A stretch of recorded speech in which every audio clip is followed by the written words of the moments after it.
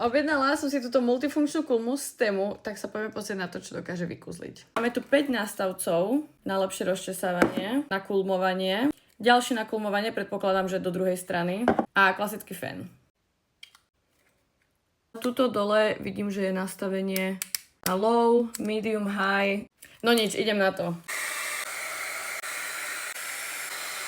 No musím povedať, že fúka to fakt šialene a dá sa tam teda nastaviť aj teplota. Akože fénovanie zatiaľ super, poďme si vymeniť hlavicu a robí sa to úplne jednoducho, tuto si to pridržíš a iba si to vyberieš.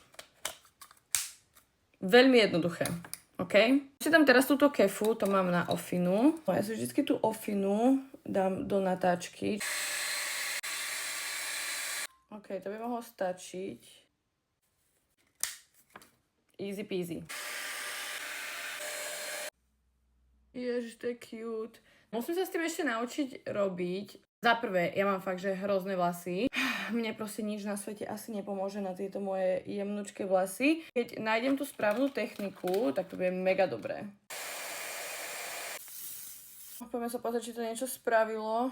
OK, niečo to spravilo. Ukáž tú ofinu.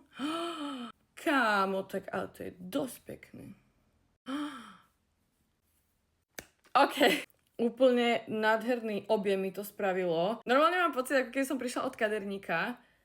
Podľa mňa perfektné. Trošku tréningu a máš hairstyle ako od kaderníka každý deň. Musím povedať, že som naozaj veľmi milo prekvapená a takýto výsledok som za 30 € teda určite nečakala. Nezabudni si pozrieť popis a pa pa.